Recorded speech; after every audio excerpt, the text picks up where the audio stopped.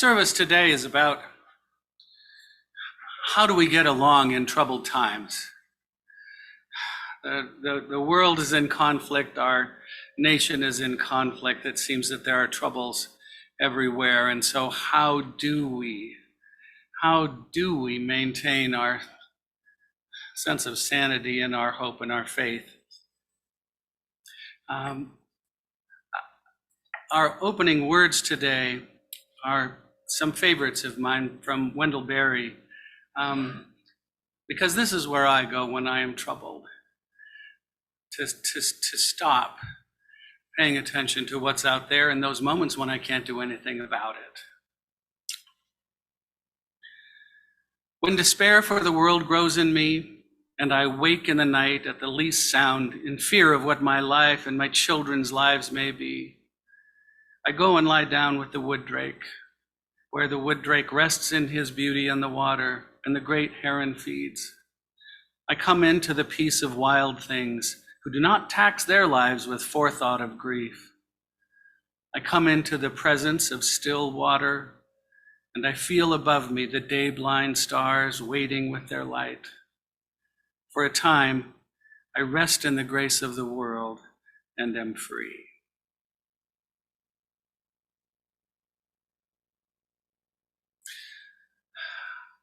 The chalice and flame symbolize our congregation gathered in principles and faith. If you at home have a chalice with you, please join me now in lighting it. Please join me in reading these words adapted from the Passover Haggadah. They can be found in your hymnal, number 453. They are up there, good. Please join us in reading these as we light the chalice. May the light we now kindle inspire us to use our power to heal, not to harm, to help and not to hinder, to bless and not to curse, to serve you, Spirit of freedom.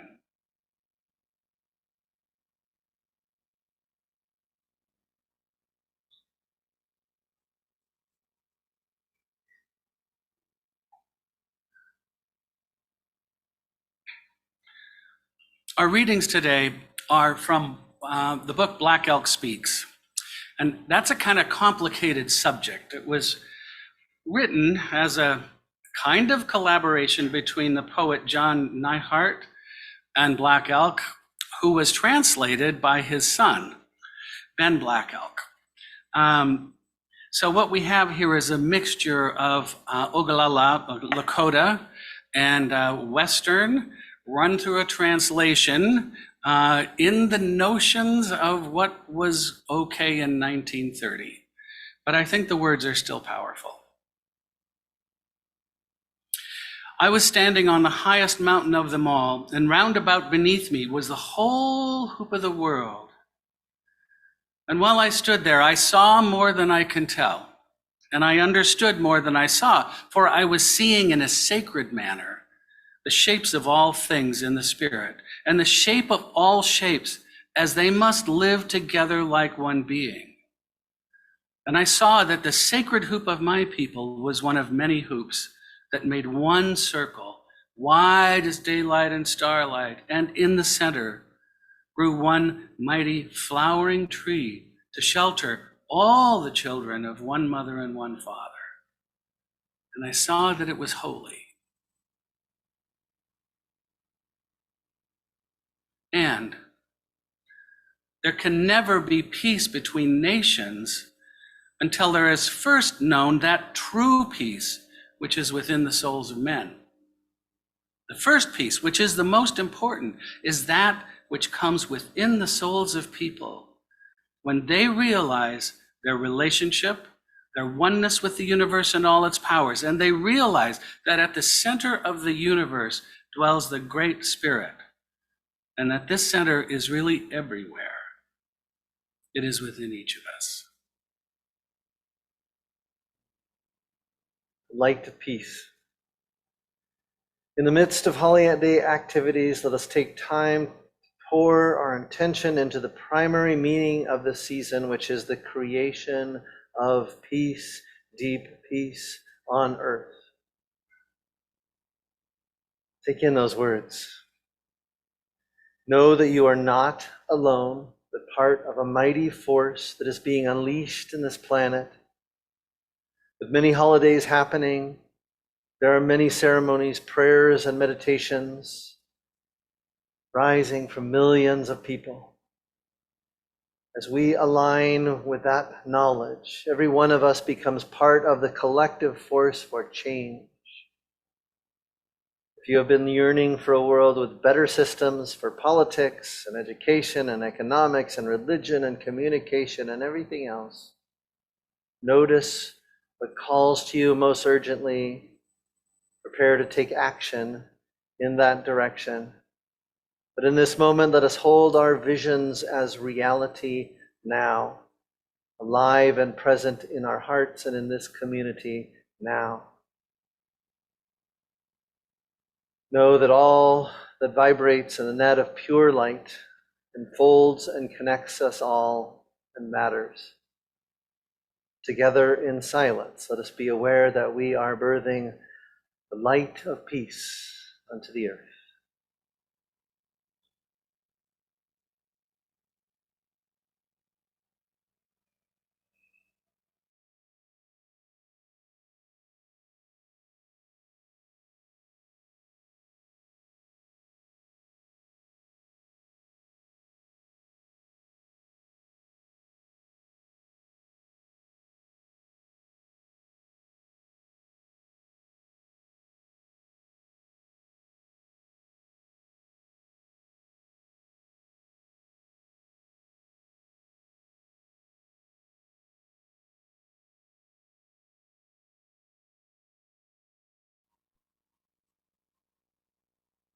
I once had a friend who had a poster on the wall of his apartment.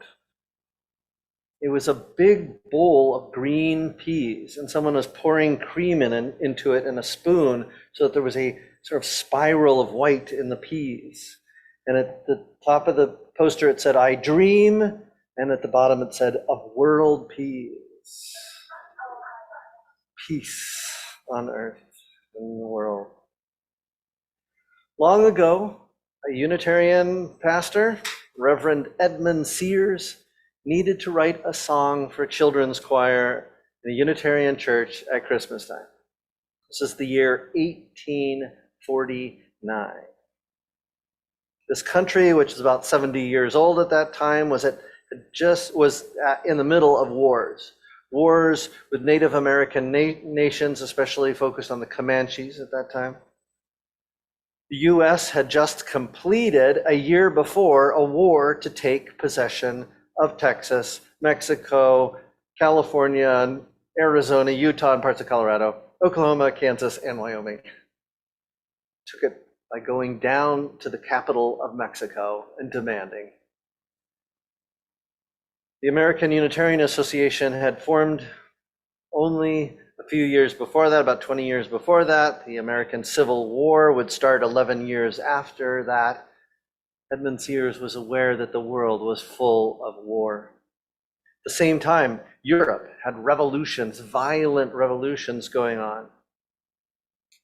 And Edmund Sears could feel tensions within even the Unitarian community, tensions between different ideas about where we were going as Unitarians together. The main divisions were between the broad churchmen who wanted to affiliate with the liberal Anglicans and the more radicals like the Transcendentalists who spoke of spiritual things beyond traditional Christian language. And this troubled Edmund. He was a troubled pastor, and so he wrote a song about angels singing for peace, invoking the hope of peace for all the world. By our standards today, Edmund Sears was a very traditional or even conservative Christian in his theology. His favorite gospel was the Gospel of John. But he was a Unitarian because he believed in and trusted in the power of unity and connection between all human beings, a power within each human being to create peace in their lives, between themselves and others and in the world. He affirmed that internal power to go beyond divisions to peace. Peace in the broadest, deepest sense, not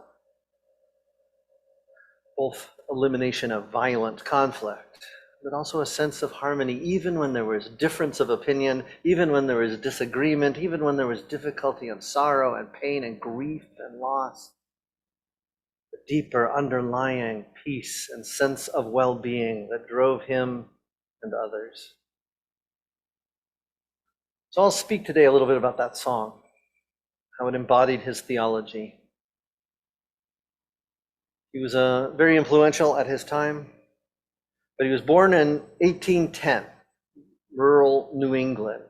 And later he said that as a child, he believed that the hilltops were close to heaven, and that the bright-robed messengers would alight and rest on their tops as they came and went on their errands of love. He later said about his youth, when at work, some poem was always singing through my brain. In college, he won a prize for his poetry. After college, he tried to be a lawyer. He lasted 9 months. Then he gave that up, and he began his studies at Harvard Divinity School. In seminary, he did some student preaching in Barnstable, Massachusetts, and there he met his future wife, Ellen Bacon. He went west to be a missionary in what then were considered by most people from the East Coast as wild wilderness, Toledo, Ohio. Of course, it had been the settled home of the Erie and the Kickapoo and the Ottawa for centuries before, but Seneca as well, but he didn't know much about that. He just saw himself helping to comfort and strengthen people in a moment of in the place of difficulty and danger. He graduated with a divinity degree in 1837 from Harvard Divinity School. He accepted a call to serve the Greater Boston Unitarian Congregation. Now it's been merged into the First Parish. He was in Wayland, Massachusetts. He was happy there. He joyfully married his sweetheart, Ellen. However, the work was part-time, and the pay was low, and the financial needs of supporting his wife and then children as they came moved him to accept a call to a much larger congregation, which was in Lancaster, Massachusetts. Sadly, after 7 years of hard work under the pressures of that prominent and prosperous congregation, he suffered an emotional breakdown and physical illness, an illness that even permanently damaged his voice so that he could never speak loudly ever again. He resigned from the pulpit in 47, took a year's sabbatical back in that lovely quiet town of Weymouth, and then he was recalled to the Greater Boston First Parish, and he served there for 17 years. And that first year he was back in the pulpit while still working to balance his own depression with his strong sense of spirituality and inner peace, trying to balance his sense of spirituality and deep peace with all the war raging around him. He needed to write a song for his children's choir, and he wrote, "It Came Upon a Midnight Clear." Notice I chose the title for my sermon, A Midnight Clear, instead of The Midnight Clear. His song was The Midnight Clear, talking about one particular night. For me, any clear midnight can be a night to have the same quality of revelation. He resigned from the Weymouth pulpit eventually to focus on more writing, and he published hundreds of hymns, poems, sermons, essays. He was also the co-editor of the monthly religious magazine. He did return for a while to the congregational ministry following the retirement of a very elderly Joseph Field in Weston, Massachusetts, and then retired again permanently. Well, actually, it was while he was serving that congregation when he died. Through all his career, a theology of peace and well-being impelled all his words and actions. To be clear, he spoke of God's peace that passes all understanding. He would use different words and more words to invoke that sense of wellness and wholeness and connection that empowers us to overcome divisions. One of the ways in which he applied this peace was against war. He was utterly against war. He hated war. It was strikingly clear, and it comes in the third verse of "It Came Upon a Midnight Clear." Yet with the woes of sin and strife, the world has suffered long. Beneath the angel strain have rolled 2,000 years of wrong. And he says, men and women, man at war with man hears not the love song which they bring. Oh, hush the noise, you men of strife, and hear the angels sing. From both scripture and from ethical principles, he argued that it was wrong to kill. It was just as wrong to kill in war as it was in private life. He wrote an ironic poem in which he said that as soldiers killed at the order of the president, the chief executive ought to be punished. He wrote, and does he make men shoot and kill? Then let some pious folk all a gallows bill in Washington and hang up Mr. Polk. Trying to be clever. Some have criticized It Came Upon a Midnight Clear for its unscriptural references to prophet bards and an age of gold and forever, never mentioning the Christ child ever in the song, but for him it clearly spoke the message that he saw at the heart of the Gospels. Title of his most widely read work was The Heart of the Gospels, primarily about the Gospel of John. He spoke of focusing on a unity beyond all our divisions and pain, the way in which suffering brought us together and connected us through compassion and care. I once heard a story of a married couple who went to a mediator to help them develop a divorce settlement. And after a couple of meetings, the mediator noticed that every time they seemed to be nearing to any sort of settlement or agreeing, the other would suddenly raise some small issue of objection and they would divide again. And finally, he called them on this. And he said, it looks like you don't even want a final agreement. And they said, well, actually, we don't want a final agreement because the conversations we're having with you are the best conversations we've ever had.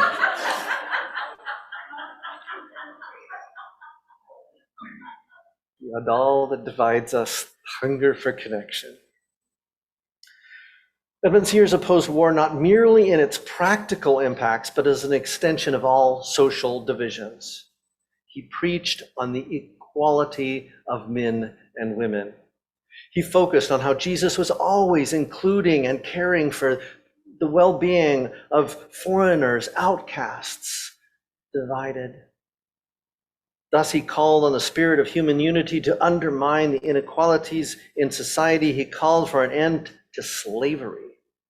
In a widely circulated sermon in 1856, now known as, it was called just a discourse then, but it's now known as Revolution or Reform, he predicted that our entanglement with human slavery would end in violence. Every time we have dallied with the slave power, he wrote, and the slave power was that organized, it was like how anti-capitalists will talk about big business. The slave power. Every time we have dallied with the slave power, we have sown the wind, and every year it becomes more certain we shall reap the whirlwind. In terms of political or theological divisions, he was never partisan. He did not believe in separating into groups, but struggling to seek the truth together. His colleague and friend Chandler Robbins noted that Edmund Sears avoided anything that was prejudiced or sectarian.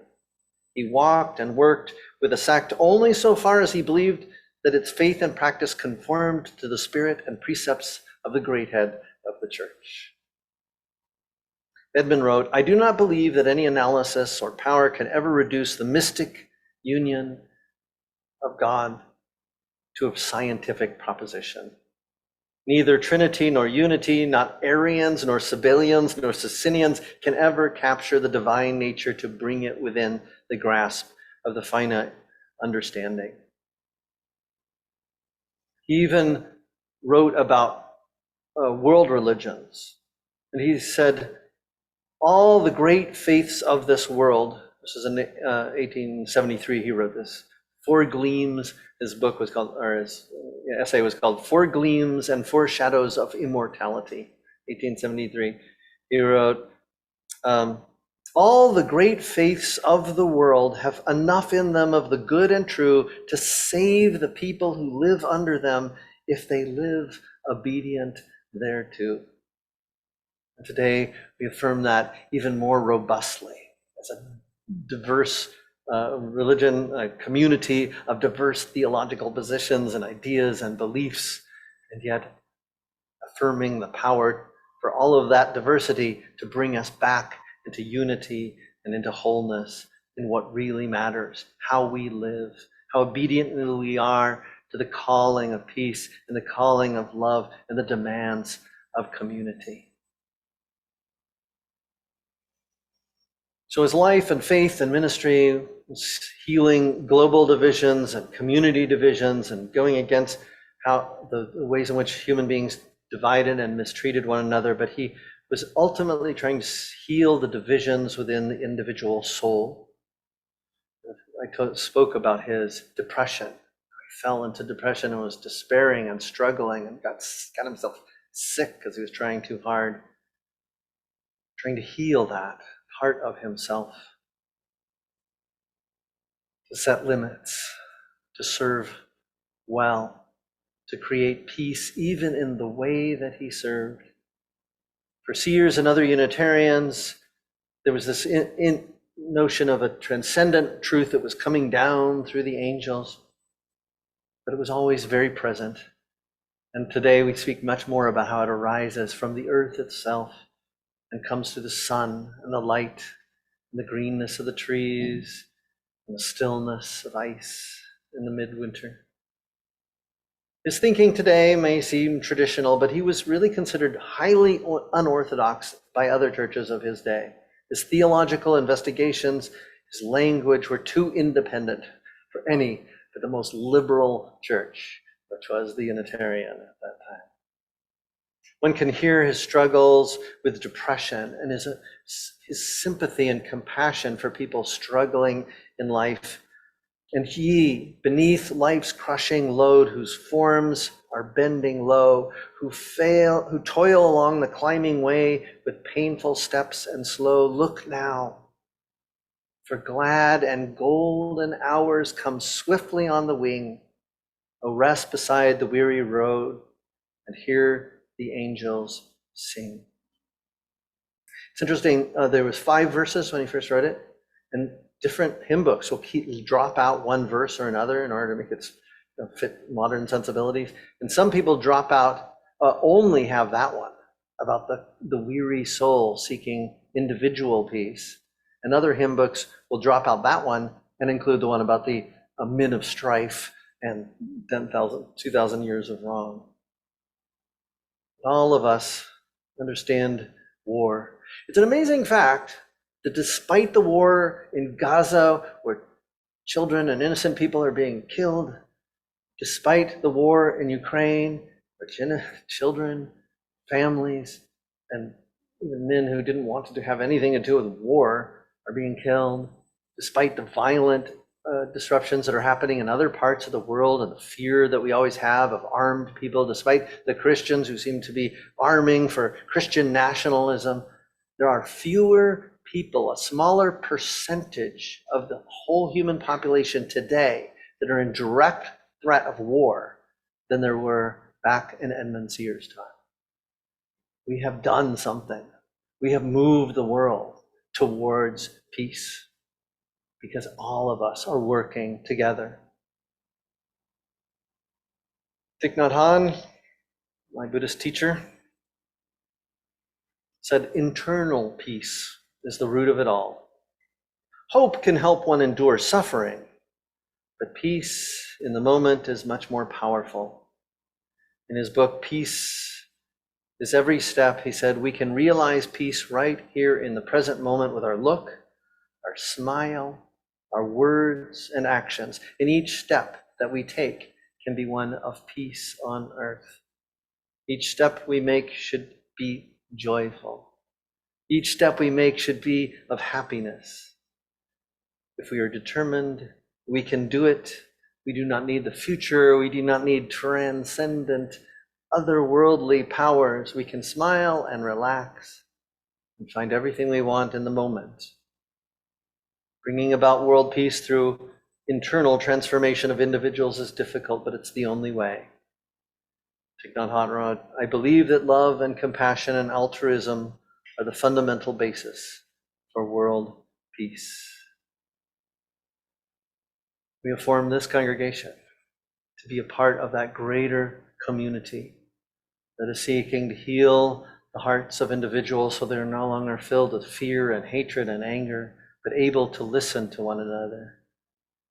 We create this community so that all the ways in which human beings divide themselves will be ways of honoring and celebrating and understanding instead of ways of dividing and oppressing. We form this community to create that global community of peace on earth. Han is right. Then at in any moment, we can feel that peace. And if we live in a sense of peace, if we have a smile, then that's the way for the entire world to get to peace. I was thinking as Thomas was talking about that, if we apply this to how we give, if we give with a smile, if we assume that there is enough, if we assume that there will be enough, if we live with a sense of abundance, so that what we are sharing can do the work that we may not be able to do ourselves every moment for the people that we are not in direct contact with. Is that a way we can also bring peace to the earth? We share our gifts and our strengths in service to the greater good. That is a way that we create beloved community. Gender inclusive.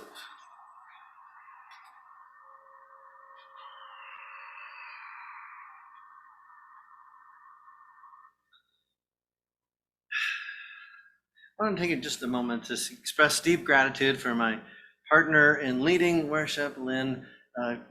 Despite all the little glitches working together, I want to just gracefully and with kind presence, I want to give special gratitude for all the music, always beautiful music. The choir's song, which I skipped over, was just perfect and wonderful. I was glad that you sang it, very glad that you sang it. I want to thank all of you for working with me to create a community. And I say these words from William Schultz: this is the mission of our faith, to teach the fragile art of hospitality, to revere both the critical mind and the generous heart, to prove that diversity need not mean divisiveness, and to witness to all that we must hold the whole world in our hands. So may be blessed in our going forward.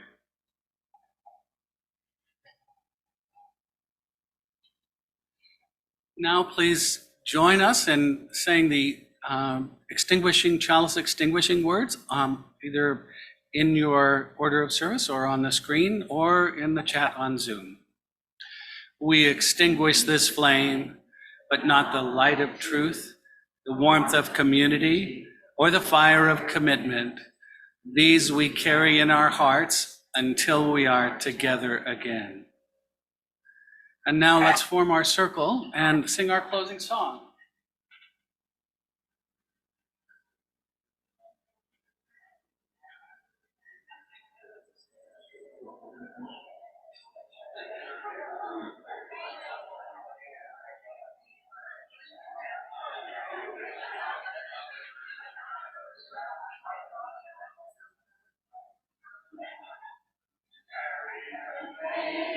Peace and love until we meet again. Carry the flame of peace.